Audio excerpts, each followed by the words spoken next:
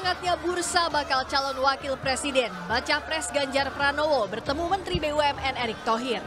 Ganjar enggan menjawab pertemuan sepulangnya ibadah haji Rabu lalu membahas bursa cawapres atau tidak. Namun Ganjar mengaku diskusi soal stunting dan Erick membawakan bingkisan berwarna merah berisi makanan. Ya, kemarin kita bahas stunting. Bahas stunting. Ya, banyak yang kepo nih Pak Isu kantong plastik warna merah. Ya, itu isinya asupan gizi biar nggak stunting. Komitmen Bapak terhadap program Bapak cukup ya? Oh iya, kita jalan semuanya.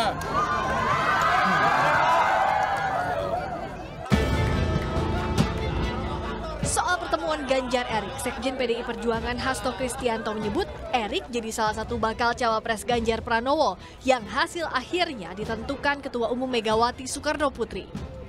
Pendekatan dengan berbagai nama disebut PDI Perjuangan agar tak ada kawin paksa saat pasangan telah ditentukan. Pendekatan personal itu kan juga diperlukan sehingga nantinya ketika dilakukan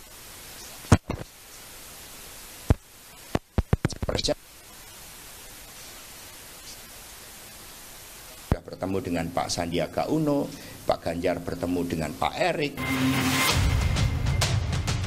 Nama Erick tak hanya disodorkan Partai Amanat Nasional untuk jadi bakal cawapres Ganjar. PAN juga mengajukan Erick jadi kandidat calon wakil presiden pendamping Prabowo Subianto. Namun Erick menyebut masih terlalu dini bicara jadi bakal cawapres dan menegaskan hingga saat ini dirinya loyal kepada Presiden Joko Widodo sebagai pembantu presiden. Saya sudah bilang saya loyal kepada Bapak Presiden karena saya juga pembantu beliau.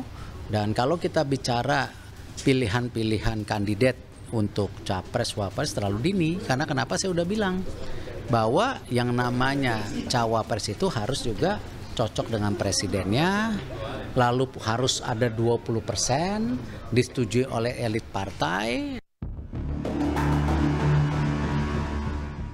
Masing-masing parpol masih menghitung bakal cawapres mana yang benar-benar bisa memberi efek elektoral, mendongkrak suara bersama kandidat capres.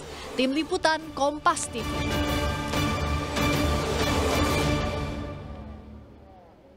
Diajukan PAN jadi bakal calon wakil presiden Erick Thohir bilang loyal kepada Jokowi sebagai pembantu presiden. Apa maknanya kita bahas sore ini bersama dengan Edi Suparno, Sekjen PAN, juga bergabung Arya Bima, politisi PDI Perjuangan, dan Burhanuddin Muhtadi, Direktur Eksekutif Indikator Politik Indonesia. Sore, Bapak-bapak. Sore. Jadi Mas Edi, setelah nama Mas Erick nih, Pak Erick digadang-gadang menjadi bakal calon wakil presiden, terutama diajukan oleh PAN. Tapi kemudian kemarin Pak Erick bilang loyal terhadap Jokowi. Apa sih maksudnya, Pak Edi?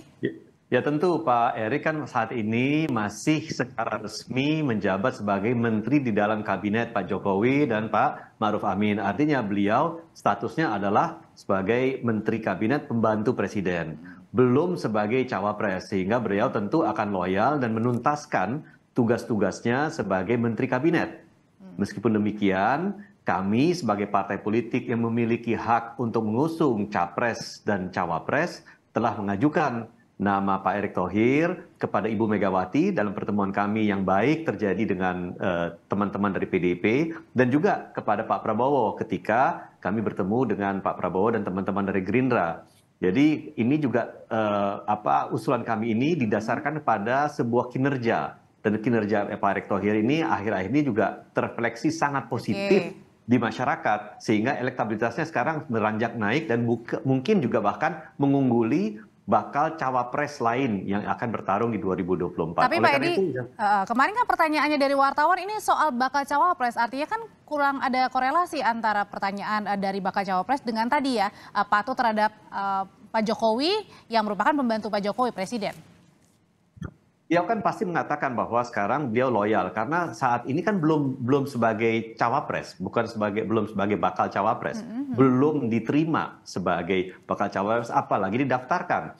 Jadi status beliau sebagai pembantu presiden dan tentu pembantu presiden siapapun akan loyal kepada presiden. Dan ini saya kira sesuatu hal yang sangat wajar dijawab oleh Pak Erik, dan menurut saya itu jawaban yang tepat pada saat itu. Oke, kalau disinggung belum diterima, kalau gitu saya langsung tanya ke PDI Perjuangan deh. Kalau gitu Pak Bima, belum diterima itu karena memang benar-benar nanti tidak akan diterima atau masih ditimang-timang? Karena kan kemarin Pak Ganjar juga bertemu dengan Pak Erik. Pak Bima. Mengenai pernyataan Pak Erik tadi tepat ya. Audrey kalau nggak salah dengar saya loyal kepada Presiden. Saya membedakan antara itu Presiden atau Pak Jokowi. Oke. Ya. Jadi dia katakan bahwa saya loyal kepada Presiden. Tentunya dia sebagai menteri dalam posisi ini asimetris dengan posisi atasannya ya. Ya, saya kira dia tidak melampaui kewenangan dan tugasnya, dan tentunya dalam urusan capres-mencapres dia juga menyerahkan pada partai-partai politik yang ada yang mengusung. Saya kira itu tepat.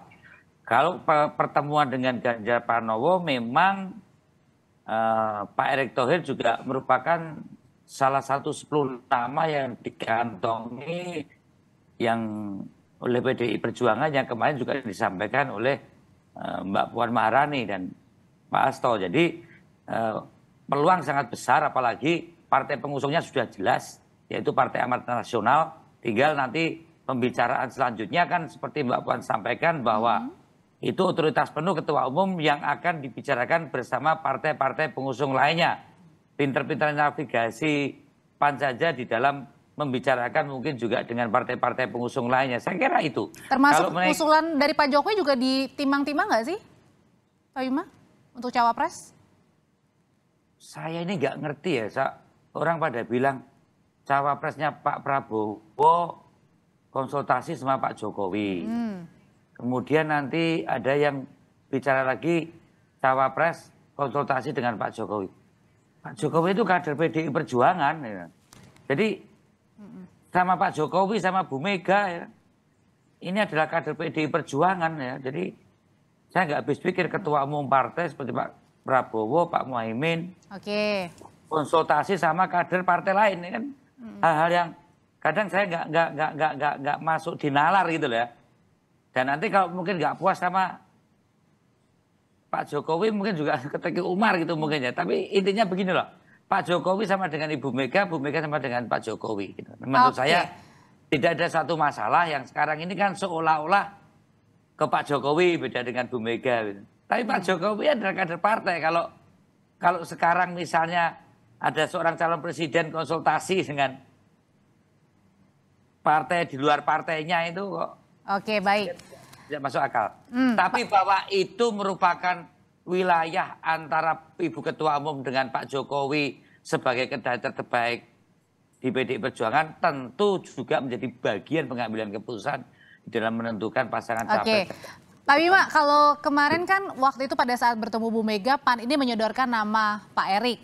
Terus kemudian tadi Pak Hasto bilang biar tidak ada kawin paksa begitu. Apakah artinya pada saat kemarin pertemuan antara Pak Ganjar, Pak Erik itu merupakan satu penjajakan PDKT? Oh pasti pendekatan oleh partai lewat Mbak Puan dan pendekatan langsung antar kandidat seperti Pak Ganjar Pranowo kan diberi kebebasan juga oleh partai untuk saling melakukan komunikasi politik. Sebelum diputuskan oleh Ketua Umum beserta partai-partai pengusung lainnya. Karena yang akan berpasangan ini presidennya yaitu Ganjar Pranowo yang diusung oleh PDI Perjuangan dengan calon wakil presidennya. Tapi seperti dikatakan bahwa mereka perlu saling ketemu dong, saling bicara dong. Misalnya dengan Pak Erik, dengan Sandiaga, dengan Pak Ridwan Kamil, dengan Pak Erlangga dan Oke, berarti artinya intinya pertemuan-pertemuan itu ada maknanya sangat penting. Sangat penting itu. Oke, baik. Karena intinya kan pasangan itu harus cocok ya. Bukan kecocokan antar pengusungnya, bukan antar besannya saja, tapi antar pasangannya kan harus cocok untuk membicarakan harus match gitu ya. ke depan itu seperti apa, terutama bagaimana Ganjar Pranowo yang terus akan mengusung berbagai hal sukses story-nya 10 tahun Pak Jokowi ini ke depan sebagai satu visi misi baik. program kebijakan partai ke depan, saya kira itu. Oke, kalau gitu sekarang Pak Bima saya akan bertanya ke Mas Burhan. Mas Burhan, nama Pak Erik ini kan disodorin dari PAN. Nggak tahu nih nanti akan match nggak nih ya satu sama lainnya Pak Ganjar dengan Pak Erik. Nah, apakah artinya ini kan Pak Erik juga merupakan pembantu presiden ya, menteri begitu. Apakah artinya peran dari Pak Jokowi bisa disebut kingmaker juga sebagai salah satu penentu bacawa pres? Ya, memang kalau kita amati dibanding presiden sebelumnya, Pak Jokowi lebih aktif ya. Lebih aktif terutama dalam ikut serta menentukan peta 2024. Jadi aktivitas itu bisa terlihat dengan kasat mata dari endorsement yang sering beliau sampaikan, baik secara eksplisit maupun secara implisit, baik secara langsung maupun secara sinyal, terutama pada dua nama, yaitu Pak Ganjar dan Pak Prabowo. Tapi untuk cawapres itu sebenarnya beliau lebih banyak pakai bahasa pasemon ya, ketimbang menunjuk beberapa nama secara langsung. Dan lebih banyak beraktivitas di belakang layar yang mungkin hanya bisa diakses oleh kalangan elit terbatas. Nah, konon nama cawapres yang muncul salah satunya adalah Pak Erick Thohir selain Sandiaga Uno atau Ridwan Kamil. Tapi lagi-lagi soal apakah Pak Jokowi coba tampil sebagai kingmaker atau tidak, saya sebenarnya pernah tulis itu ya. Jadi Pak Jokowi secara pribadi adalah kader PD Perjuangan. Itu satu fakta yang tidak terbantahkan. Tapi pada titik lain Pak Jokowi juga menjadi presiden yang menjadi komandan buat 7 partai koalisi pendukung pemerintah. Yang pada titik tertentu bisa bersamaan kepentingannya, bisa juga berbeda kepentingannya dengan partai sendiri. Nah, itu yang kemudian membuat hubungan keduanya, seperti yang dilansir oleh beberapa media asing, seolah-olah naik turun. Meskipun menurut saya mereka bertemu pada titik kepentingan yang sama, yaitu memastikan calon yang menang adalah all president man. Mau Pak Ganjar atau Pak Prabowo bisa masuk di putaran kedua dengan mengisikan Mas Anies di putaran pertama. Itu punya. Gitu. Baik, kalau gitu pertanyaan selanjutnya, kalau PAN sudah menyodorkan nama Pak Erik ini ke PDIP, tapi kenapa PAN juga menyodorkan nama Pak Erik ke Pak Prabowo Subianto? Apakah artinya ini ada ancaman dari salah satu yang sengaja dalam tanda kutip diberikan PAN kepada keduanya? Usai jeda nanti akan dijawab oleh bapak-bapak, tetaplah bersama kami.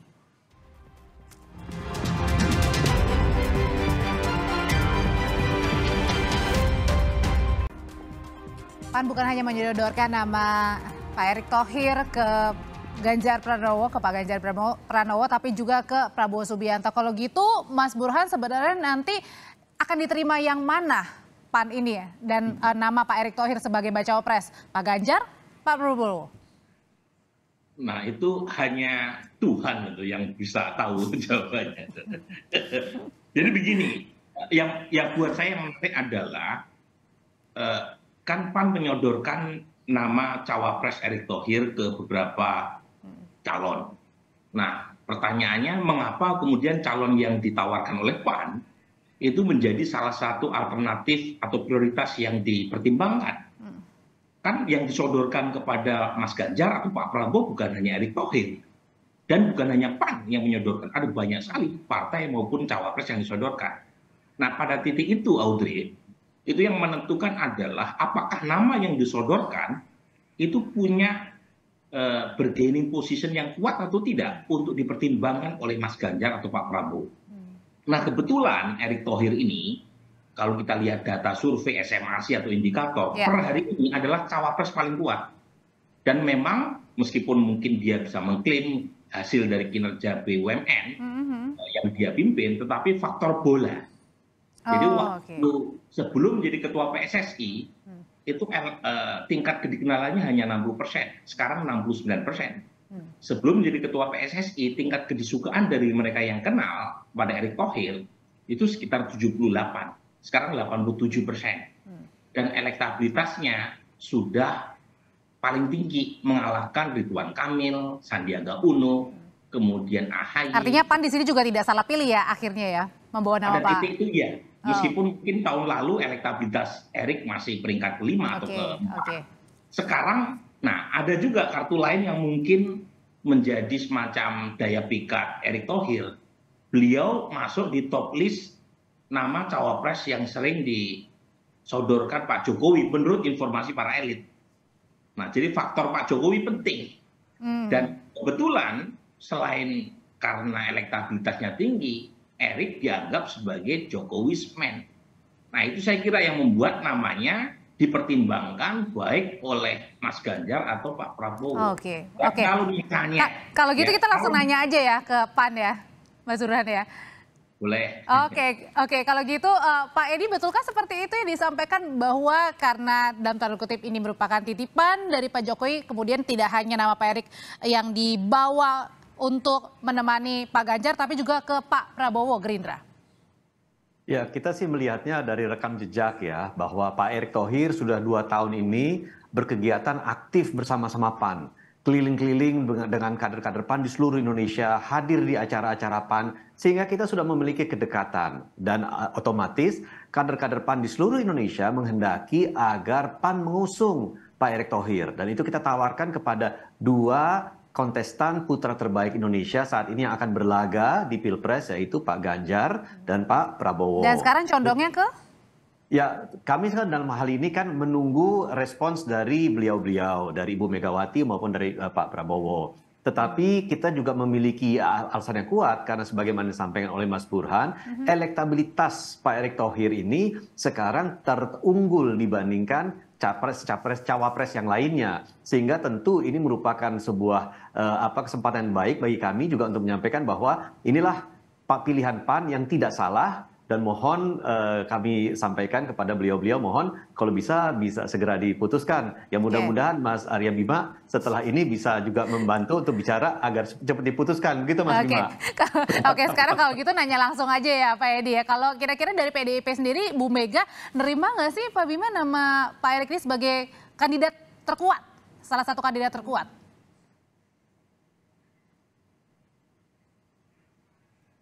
Masih di mute Pak Bima?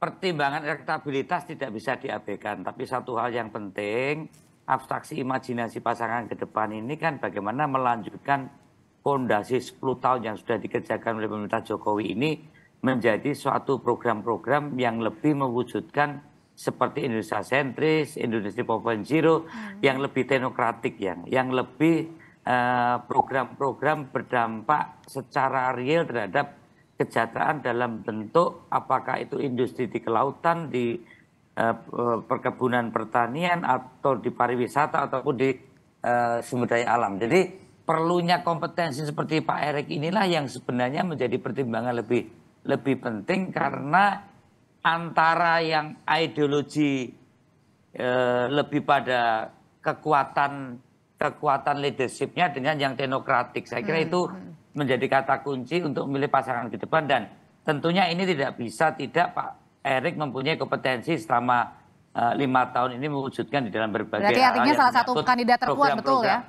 Saya kira ya, karena sudah disebutkan 10 nama, salah satunya Pak Erick yang cukup terkuat oleh Mbak Puan maupun Pak Hasto, bahwa kemudian itu harus menjadi hal yang diusung oleh partai-partai pengusung lainnya dan disepakati, dan tentunya itu menjadi pertimbangan kuat oleh Ibu Ketua Umum untuk memutuskan apakah Pak Ganjar Pranowo dan Erick akan menjadi pasangan. Tapi kalau secara kualitatif konfigurasi ini cukup pasangan yang bisa menyelesaikan persoalan bangsa ini ke depan dan melanjutkan pemerintahan Pak Jokowi ke depan yang sudah dilaksanakan atau dicapai selama 10 tahun ini, yang itu tidak boleh berhenti. Ini harus berlanjut, tidak boleh terputus. Hal-hal yang kurang akan dibenahi, hal yang baik akan dilanjutkan, tentunya yang lebih teknis, lebih teknokratik yang selama 10 tahun sudah dikerjakan. Gitu. Kalau gitu Mas Burhan, sebenarnya ketika nama Pak Erick ini dibawa, nanti yang kemungkinan kira-kira akan menjadi pemenang yang mana ketika nama Pak Erick ke Pak Ganjar atau nama Pak Erick bersama dengan Pak Prabowo? Pertanyaan berat.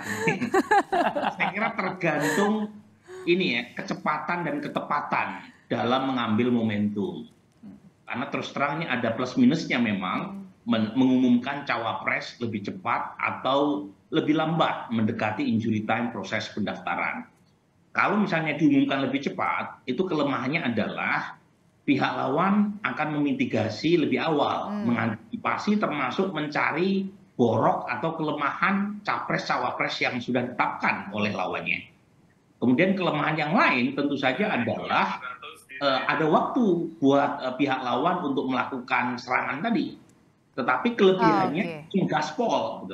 Nah, pertanyaannya antara Pak Ganjar, Pak Anies, atau kemudian Pak Prabowo, siapa di antara ketiganya yang paling cepat mengumumkan cawapresnya? Dari sisi teknis, yang paling mudah adalah capresnya Mas Arya Bima. Karena PD Perjuangan tidak butuh partai lain untuk mengumumkan capres-cawapres. Karena memenuhi golden ticket. Tapi kan saat ini udah ada parpol juga yang bersama PDIP kan, bisa aja terjadi goyang kalau misalnya tidak. Tapi diabaikan pun tetap bisa. Jadi misalnya tanpa harus meminta pertimbangan dari P3 misalnya ada nama Mas Andi. PDIP itu bisa. Nah, yang justru agak kompleks adalah capres seperti Mas Anies atau Pak Prabowo. Karena apalagi Mas Anies nggak punya partai. Pak Prabowo, Gerindra nggak cukup. Kalau misalnya mengumumkan Erik, bagaimana dengan PKB? Nah, misalnya Gerindra bersama PAN sepakat untuk mengusung Prabowo dengan Erik cukup. Tapi kan PKB penting karena bagaimanapun PKB adalah pemegang saham premium yang pertama kali proklamasi koalisi dengan Gerindra. Selain tentu saja Gerindra membutuhkan dukungan di NU segmen konstituen PKB. Jadi kompleksitas semacam ini menurut saya Audrey itu jalan atau titik temunya, titik keluarnya adalah pas pendaftaran. Jadi kalau pendaftaran itu nggak ada lagi tuh waktu yang tersisa. Mereka harus memutuskan dari segala kelebihan dan kelemahan. Dan biasanya kalau dilihat dari sebelum-sebelum ini pasti last minute ya Mas Burhan, biasanya. Biasanya, tetapi kalau kita melihat kondisi hari ini, pengumuman capres-capres bahkan ada dari tahun lalu kan. Artinya bisa cepat, bisa juga lambat, tergantung oleh konstelasi dan dinamika di jelang pendaftaran nanti. Oke, kita tunggu nanti gimana nama bacawa pres Pak Erik ini, akankah mendampingi Pak Ganjar atau ke Pak Prabowo atau mungkin nama-nama lain yang menjadi pendamping Pak Ganjar dan juga Pak Prabowo. Terima kasih Mas Burhanuddin Muhtadi, Pak Arya Bima terima kasih, Pak Edi Suparno juga sudah bergabung bersama kami. Terima kasih, sehat selalu. Pak Burhan, Audrey.